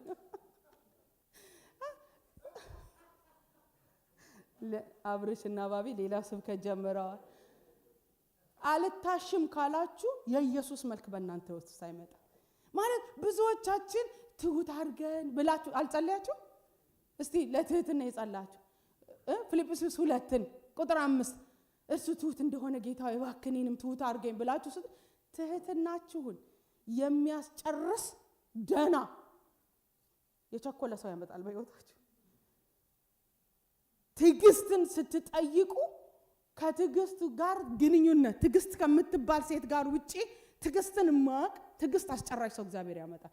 መልሳችን ሲመጣ ደግሞ እኛ እንናደዳለን። ከዛ ሰፈር እንቀይራለን። እሷ ካለችበት ዲፓርትመንት ይልቅ ሌላ ጋር እንሂድ። የት ትሄጃለሽ? እዚህ ጋር ደግሞ አደገኛ አሸናፊ ያገኛቸዋል።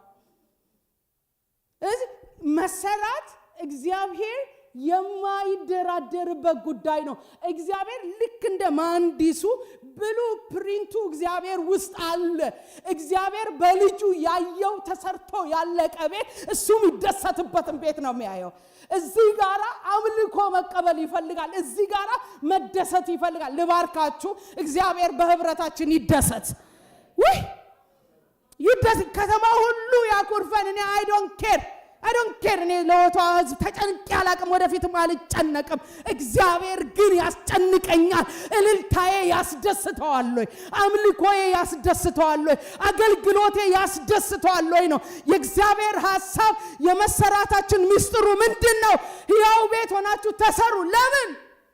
እግዚአብሔር ምን የሚያደርግ ደስ በሉ። በቃ እኔ በቤታችሁ እግዚአብሔር ይደሰት ብዬ ባረኳችሁ። በኑሯችሁ እግዚአብሔር ይደሰት። በአንዳንድ ቤት እግዚአብሔር ቦታ የለውም፣ ሶፋ ነው ቦታ። አንዳንድ ቸርች ኢየሱስን አስወጥተውታል። ስለዚህ መሰራ የሚባል ነገር የለም። አረ ሲደባደቡ ለመፈነካከት ነው የሚደባደቡት፣ ለማጥፋት። እዚህ ጋር ስንሰራራ ሰውየውን ለመንቀል አይደለም፣ ወደ ኢየሱስ መልክ ለማምጣት። እንዴ ጨካኞች እንዳትሆኑ በጌታ ፍቅር አደራ። በጌታ ፍቅር አደራ ለወንድማችሁ የምትራሩበት ልብ እግዚአብሔር ይስጣችሁ። ይሄ መንፈሳዊ ፕሪንሲፕል ነው። እግዚአብሔር ከአገልግሎት የሚያቋርጥ አይነት ግሰጻ ገስጾን አያውቅም። ሲገስጸን ሊያስተካክለን ነው። እንደውም ዕብራውያን 10 ሲናገር ከቅድስናው ተካፋዮች እንድትሆኑ ነው የሚቀጣችሁ ነው የሚለን። ቅጣት አለ እግዚአብሔር ቤት ውስጥ። ሲቀጣን ግን ወደሱ ፍጹምነት እንድንገባ። አሜን ነው።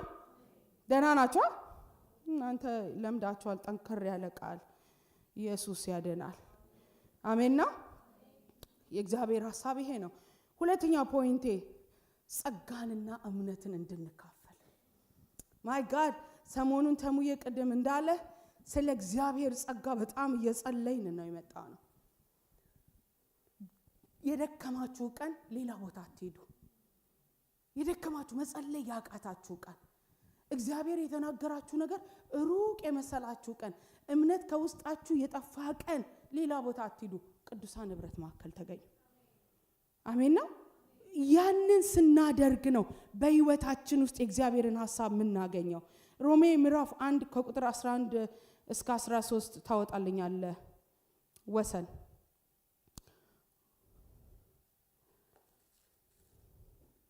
ቶሎ ቶሎ በል።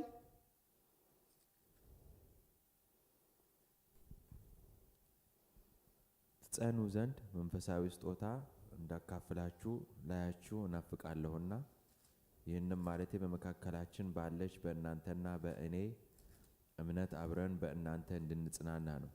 ወንድሞች ሆይ በሌሎቹ አሕዛብ ደግሞ እንደሆነ በእናንተ ፍሬ አገኝ ዘንድ ብዙ ጊዜ ወደ እናንተ ልመጣ እንዳሰብ እስካሁን ግን እንደተከለከልኩ ታውቁ ዘንድ እወዳለሁ። ጌታ ይባርክ። ሐዋርያው ጳውሎስ ይሄንን ሲናገር እንግዲህ ተቃላችሁ በሱ የተመሰረተች ቤት እንደሆነ ወደ እነሱ መምጣት የሚፈልግበትን ፐርፐስ ሲነግራቸው ምን ትሉ ዘንድ ይላል? ትጸኑ ዘንድ መንፈሳዊ ስጦታ እንዳካፍላችሁ ላያችሁ ምን እላለሁ? ዋው! ይሄ መንፈስ ያገኛል። እስቲ የቅዱሳን ፊት የምትናፍቁ በእውነት እሮጣችሁ ታስታውቃላችሁ። ባይዘው የቅዱሳንን ሚናፍቅ ሰው ያስታውቃል። ሐዋርያው ጳውሎስ ማታ ኦፖርቹኒቲ እኮ አለው፣ የመስበክ እድል አለው። በጣም ብዙ ቦታ የመሄድ ቦታ አቅሙ ያለው ሰው ነው። ወደ እናንተ ለመምጣት እንደው እስቲ ወደ ሮሜ ሊሄድ ብሎ አይደለም፣ ናፍቆ ነው የሚመጣው። ወደ ወንድሞች ህብረት ስትመጡ እንደው በጌታ ፍቅር በብዙ ትህትና ልለምናችሁ በናፍቆት ነው። የምንገናኝበት ምክንያታችን ምንድነው? እንድትጸኑ ምን እንዳካፍላችሁ፣ መንፈሳዊ ስጦታ እንዳካፍላችሁ። አሁን ለመስበክ እንደኛ ዘመን ማይክ ፈልጎ አይደለም። አንዳንዱ ሰው መድረክ ላይ ለመታየት ብቻ እንትና አገልጋይ ነው እንትና ሰባኪ ነው ለመባል ነው እችን መድረክ የሚፈልገው። ጳውሎስ ግን ወደ ሮሜ ቤተክርስቲያን ሲመጣ የሚመጣበት ዓላማ የናፈቀበት ምክንያት ምን እንዲያረጉ ድነዋል። በክርስቶስ ኢየሱስ አምነው የዳኑ ናቸው። ግን ምን እንዲያረጉ ይላል? እንዲጸኑ።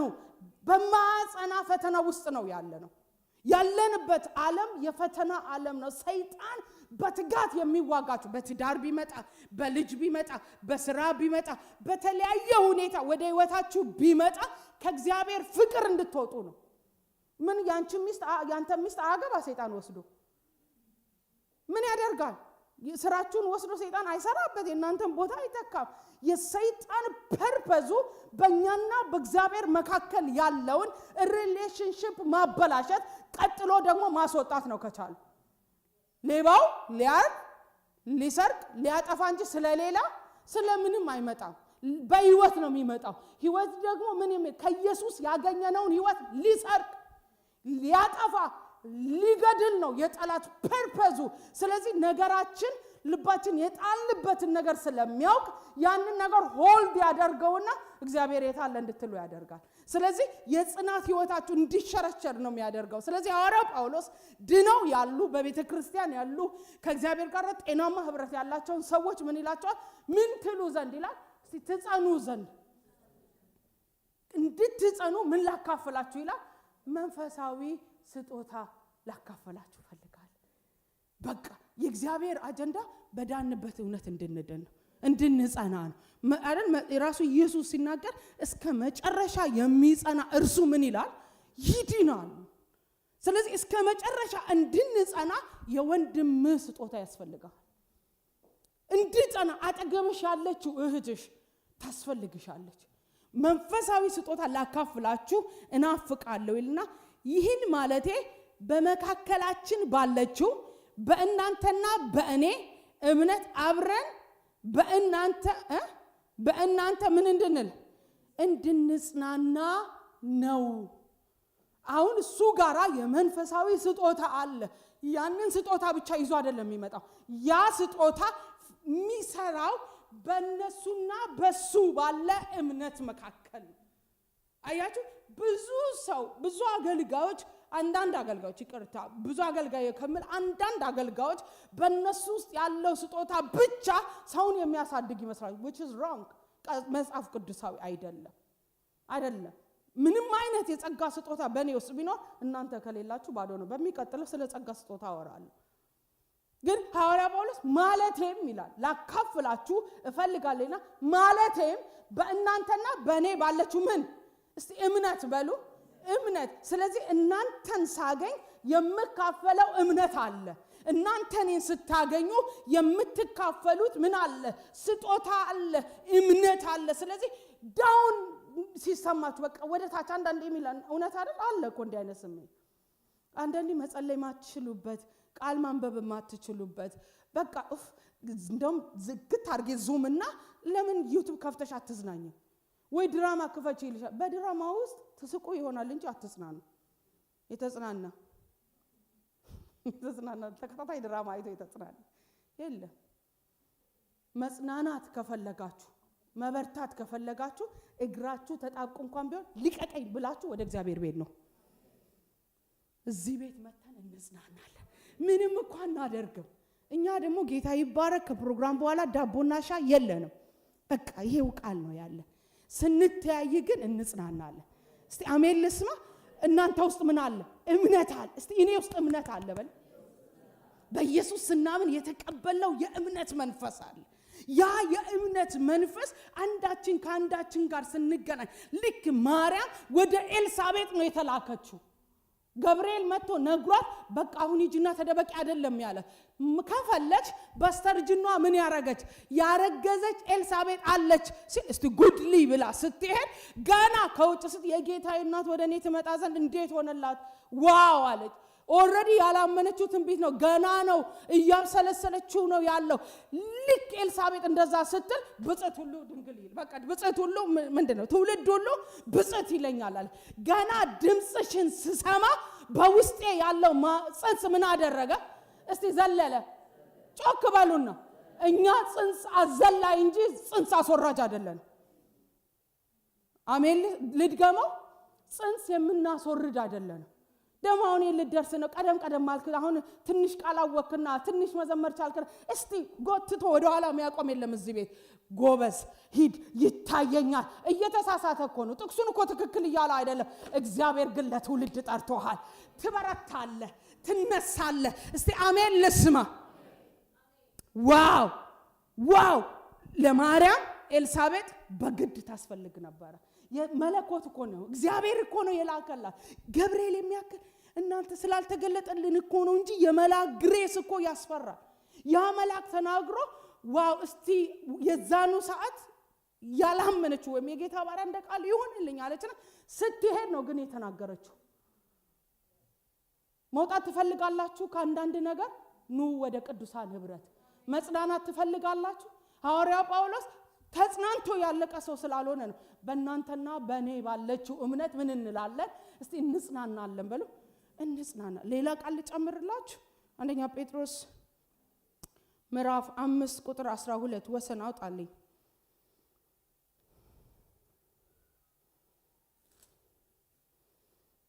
እኔ ደግሞ ሐዋርያ ሥራ ምዕራፍ 11ን አወጣና እዚህ ጋር ጨርሳለን። የመከርኳችሁና የምትቆሙባት ጸጋ እውነተኛ የእግዚአብሔር ጸጋ እንድትሆን እየመሰከርኩላችሁ የታመነ ወንድም እንደሆነ በቆጠርኩት በስልዋኖስ እጅ ባጭሩ ጽፌላችኋለሁ። የቆማችሁበት ጸጋ ምን እንደሆነች እውነተኛ የእግዚአብሔር ጸጋ። ሃሌሉያ! በጣም ነው ይህንን ቃል የምወደው። የማንወድቅበት ምክንያታችን፣ አገልግሎት የማናቆምበት ምክንያታችን ጀግና ስለሆነ ሳይሆን እግዚአብሔር ወስዶ ያቆመው በእኔ ችሎታ ላይ አይደለም፣ በእግዚአብሔር ጸጋ። ይሄ ጸጋ ደግሞ ምን ይባላል? እውነተኛ ጸጋ፣ የሚረዳ ጸጋ፣ የሚያግዝ ጸጋ። ጮክ በሉና አሜን በሉ። ጸጋ እንካፈላለን። ጸጋ ነው ያለ እግዚአብሔር ጸጋ መቀጠል አንችልም። ቅዱሳን ያለ እግዚአብሔር ጸጋ ኢየሱስ ጌታ ነው ማለት አንችልም። ያለ እግዚአብሔር ጸጋ ጥሩ ሚስት መሆን አይቻልም። በምኞት መሆን አይቻልም። አይገርምም? ምን ገባሽ በዚህ ጊዜ ብትሉኝ ጥሩ ሚስት መሆን የሚቻለው በጸጋው። በቃ ምንም መሆን የምትችሉት አይገርምም? ባል ቢሆን በጣም ሁሉ ሰው በምኞት ነው የሚገባው። አሪፍ ባል ለሚስት ይሆናል ምናምን ብሎ ወዶ ብዙ ጊፍት እየገዛችሁ አሁን ያቋረጣችሁ ወንድሞች ጌታ ይባርካችሁ። እንደዛ ነው አጀማመራችሁ። ግን የምትቀጥሉበት በዛ በተነሳችሁበት ፍቅር ቀጣይነት ያለው መልካም አባት፣ ቀጣይነት ያለው መልካም ባል መሆን የምትችሉት በጸጋው። በአካውንታችሁ ላይ ከቆማችሁ አካውንቱ ዝቅ ይላል። የዚህ ሀገር አካውንት እኔ አላብራራላችሁም ራሱ ስለሚያብራራ። ስለዚህ የእግዚአብሔር ጸጋ ስራ ቦታችን ቢሆን በእያንዳንዱ አገልግሎት ክፍል ቢሆን ጸጋ ልባርካችሁ። የእግዚአብሔር ጸጋ ይብዛላችሁ። ለዚህ ሐዋርያው ጳውሎስ መጽሐፍ ትላንት ብያለሁ ጸሎት ላይ እያንዳንዱ መጽሐፉ ላይ የትንሳኤውን ኃይልና ጸጋን ሳያነሳ አይተው። ምክንያቱም የእግዚአብሔር ጸጋ በድካሙ እንዴት እንደሰራ ያውቃል። ስለዚህ ሲጨርስም ሲጀምርም ጸጋ ይብዛላችሁ። ልባርካችሁ። ጸጋ ይብዛላችሁ። ጸጋ ይብዛላችሁ። የሁል ጊዜ ጸሎታችን ጸጋ ይብዛልን። አሜን ነው። ሰዓት ስለሌለኝ ትናንትም በጣም ስላብራራሁ ዛሬ ላይ አልሄድም። ዕብራውያን አሜን ሐዋርያ ሥራ 11 ላይ እንሄድና እንጨርሳለን።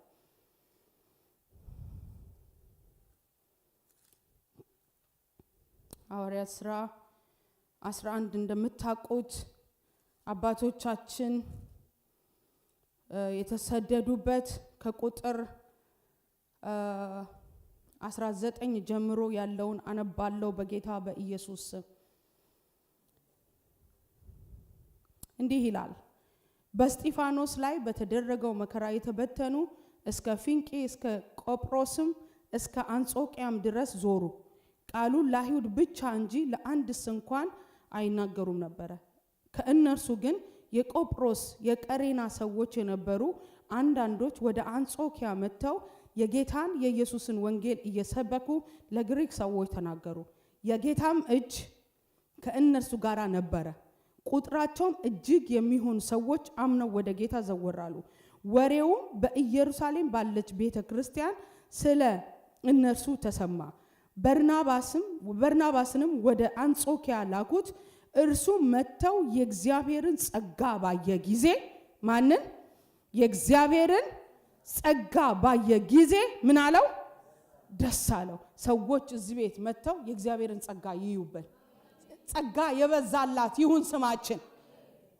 የእግዚአብሔርን ጸጋ ሃሌሉያ ባየ ጊዜ ደስ አለው።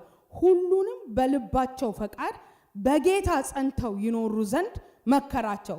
ደግ ሰውና መንፈስ ቅዱስንም የሞላበት ነበርና ብዙ ሕዝብ ወደ ጌታ ተጨመሩ። በርናባስም ሳኦልን ሊፈልግ ወደ ጠርሴስ ወጣ። ባገኘውም ጊዜ ወደ አንጾኪያ አመጣው። በቤተ ክርስቲያንም 1 ዓመት ሙሉ ተሰበሰቡ።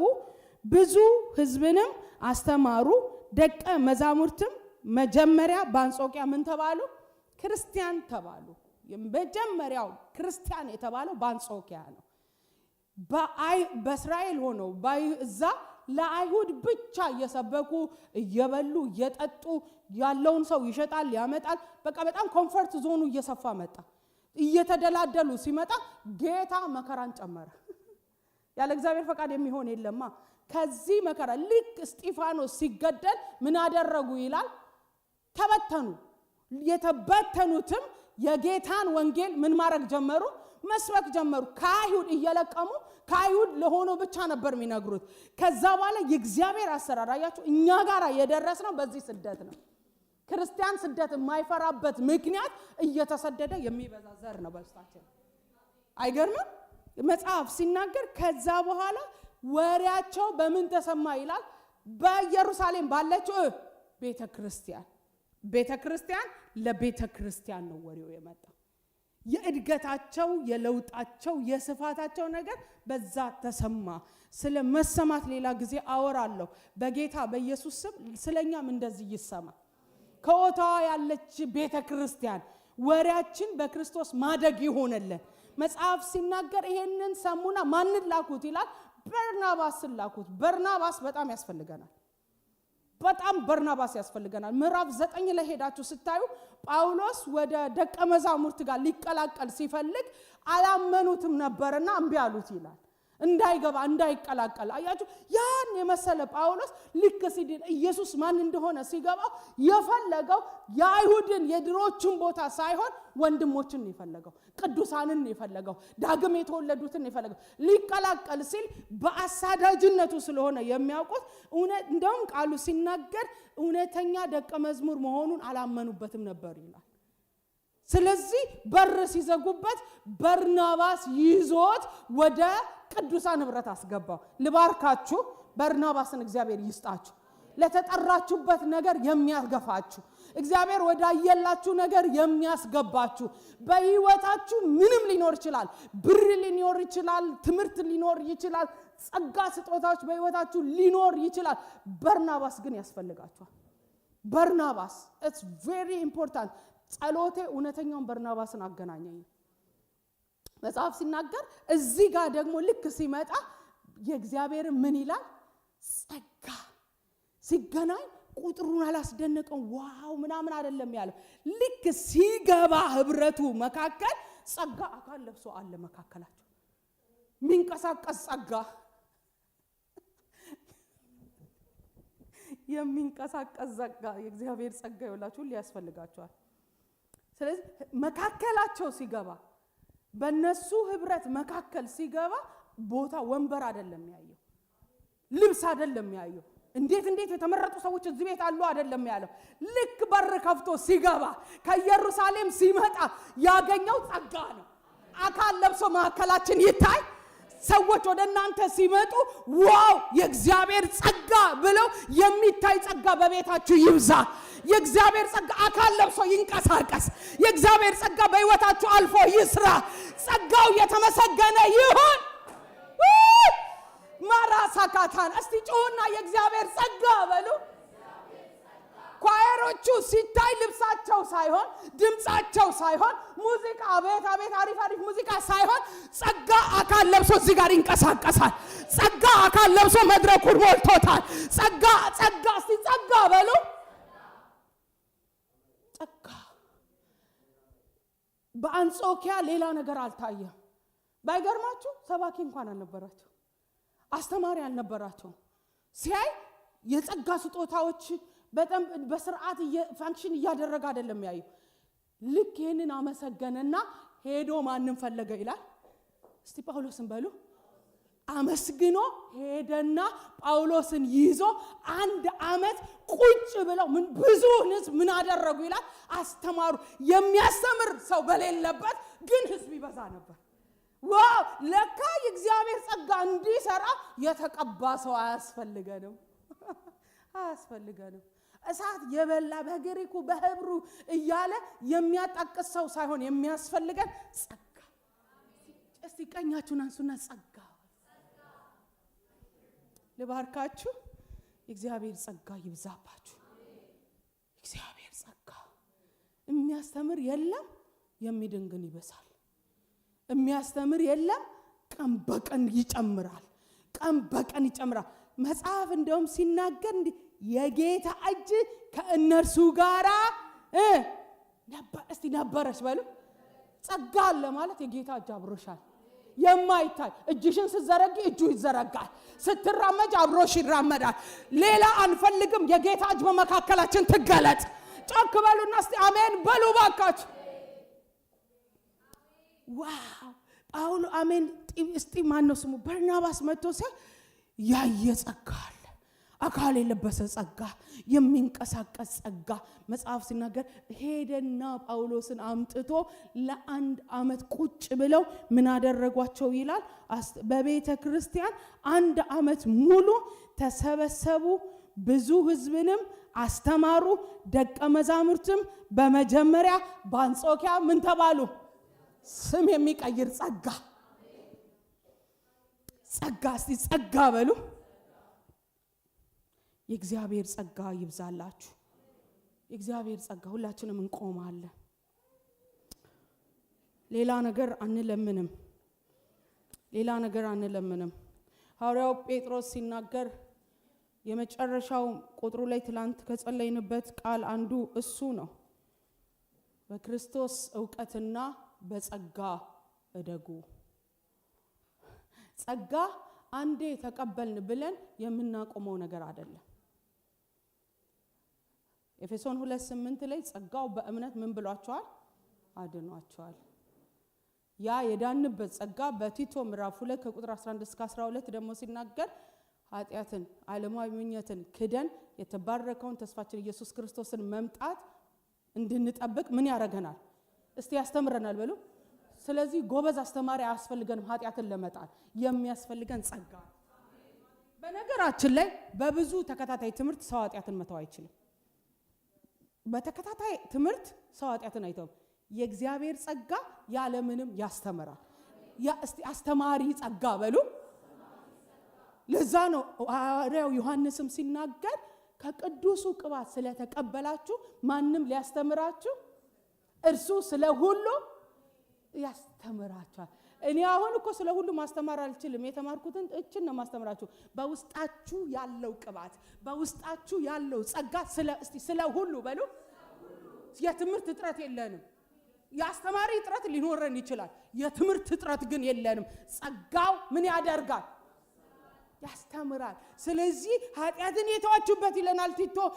ሐዋርያው ጴጥሮስ ደግሞ ሲናገር የቆማችሁት ያ ጸጋ እውነተኛ የእግዚአብሔር ጸጋ፣ ተፈትኖ ያለፈ ጸጋ፣ እኔ ቀዝቃዣውን ሰው ለውጦ ህዝብ ቀያሪ ያደረገ ጸጋ፣ የካድኩትን አላቀውም ያልኩትን ስለሱ ልሞትለት ራሴን እንድሰጥ ያስተማረ ምን የቆማችሁት በምንድን ነው? ጸጋው ምን ይባላል? እውነተኛ የእግዚአብሔር ጸጋ። አስተማሪ አይሰጥም፣ ፓስተር አይሰጥም። በመዳን በመስቀሉ ያገኘው ጸጋ ስንገናኝ ምን እንካፈላለን? ጮክ በሉና በርትተን እንወጣለን፣ ተጽናንተን እንወጣለን፣ አድገን እንወጣለን፣ ውስጣችን ወፍሮ እንወጣለን። እስቲ የእግዚአብሔር ጸጋ በዚህ ቤት አለ በሉ። 8 ዓመት ያላቋረጥነው ጸሎት፣ ወደፊትም ማናቋርጠው ጸሎት ወንድሞቻችንን አሳልፈ ስጠን። ቤት ውስጥ ያሉ ተመተው ቆስለው አመታት፣ አደገኛ አመታት አቃለሁ፣ ተመትቼ አቃለሁ። እዚህ ግን ገብቼ ተጽናንቻለሁ፣ አፍርቻለሁ። ያ በህይወት የሰራውን ጸጋ ስለማት ጸጋ ይገደግፋቸው ነው። የሁሉ ጊዜ የምታውቁ ሁላችሁ በሁሉ ጾም ጸሎት ሄዳችሁ ቴሌግራም ማየት ትችላላችሁ። ሁሉ ጸሎታችን ይሄ ነው። የእግዚአብሔር ጸጋ ያስችላል። ጸጋ ባይኖረን እኛ ተቻችለን አንኖርም። እኔና አምባቢን ተስማምተን ተዋደን እንድንኖር ያደረገ ጸጋ ይባላል። ከጸጋ ውጪ ቡና አብረን ጠጥተን በሰላም አንጨርስም። እቺ ትንሿ ሲኒ አንጨርስም። በጣም እንዲኮ የተሳለ ማንነት ውስጣችን ያለን ሰዎች እኮ ነው። ጸጋው ግን ከበር አደረገ። ጸጋ ውስጥ የተሸፈነ አለ። ተሸፈነ። አዳም የእግዚአብሔርን ትእዛዝ ልክ ሲሳሳት ሲተው የወጣው ከገነት አይደለም፣ ከጸጋ ህይወት ነው የወጣው። ገነት ውስጥ ሆኖ ራቁቱን ሆነ። እግዚአብሔር መጣ፣ አዳም ሆይ ወዴት ነህ ያለው ሲለው እግዚአብሔር የጠየቀው 2 ጥያቄ ብዙ ጊዜ ብያቸዋለሁ። የእግዚአብሔር ኮንሰርን የሆኑ በህይወታችን 2 ጥያቄዎች ናቸው። የት ነው ያለኸው? ከዛ አዳም የመለሰው ምንድነው? ራቁቴን ስለሆንኩ ድምጽን ሰምቼ ምን አልኩኝ? ድሮስ ራቁቱን አልነበረም ወይ? ራቁቱን ነበረ። ጸጋ ስለሸፈነው አዳምና ሔዋን አይተፋፈሩም ነበር። ምክንያቱስ አሁን እኮ ሶስተኛ ሰው እኮ አልተጨመረም። ቅድምም በፊትም ሁለቱ አዳምና ሔዋን ናቸው። አሁንም ኃጢአት ከሰሩ በኋላ አዳምና ሔዋን ናቸው። መሐከላቸው የነበረ ግሬስ ግን ሄደ።